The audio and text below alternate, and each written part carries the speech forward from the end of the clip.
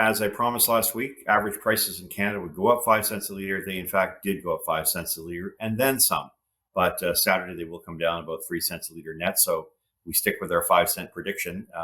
Next week, however, could be very different. The prediction may be more difficult to make because it depends really on two factors that are completely, almost universally out of control of the Canadian government or what happens here in Canada. The first will be that whether there's resolution to the so-called debt ceiling controversy in the United States. If that's resolved, look for gasoline prices to move up at least 5 more cents a litre, and then another 5 the following week.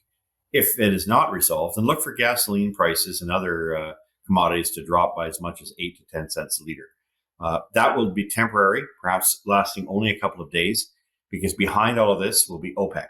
OPEC made it very clear, at least its leadership last Sunday and Monday, that they're prepared to inflict another, I think in their term, ouching moment for money markets who've been really trying to short commodities like oil and gasoline.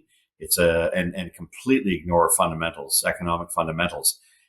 If OPEC makes good, and Russia appears now to have contradicted the view of Bloomberg, which was to suggest that they wouldn't go along with this. They're saying they will go along with this. Then, maybe a 1 million barrel cut means the world will be short 2.5 million barrels a day. That's significant, and that will hurt, and it will be an ouching moment for all of us, especially at the pumps. For now, though, let's deal with some of the factors that are in front of us. Canadians for Affordable Energy has written 2 reports. The first one on the first version of the Clean Fuel Standard of the Government of Canada, which we dubbed back in 2019, 2020 as the second carbon tax. We said it was wrong. It would lead to significant economic consequences, not just for the country, but for Canadians. It would lead to job dislocation, and we would not achieve anything in terms of reduction of emissions. What it would do is cause more people to have to burn more fuel, because adding 10% more ethanol in your gas tank means you're going to be spending a lot more money to get from point A to point B. So that's already starting to happen. You'll notice that many gas stations. But the first iteration of the Clean Fuel Standard had a terrible cost-benefit analysis included in it. The government didn't do one. For every $1 of benefit, there was $6 of cost.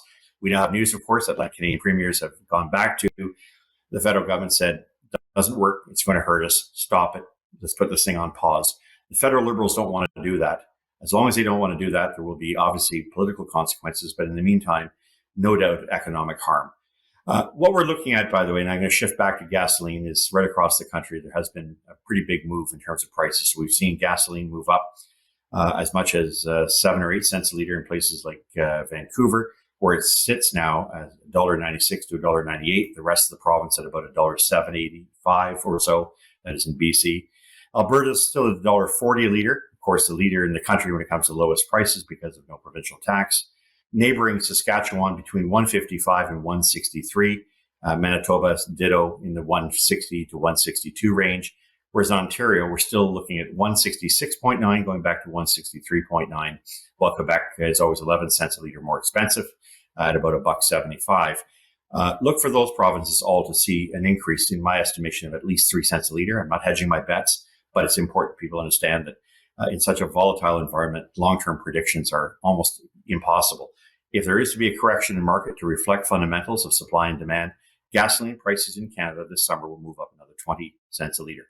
We will not hit the heights we saw back in June of 2019 at $2.15 a litre, but $1.85 will be the new normal, and it won't drop. It's going to stay at that level for an indefinite period of time, especially given the federal government's willingness to add and continue adding and contributing to the misery and the pain of consumers by adding more taxes to gasoline.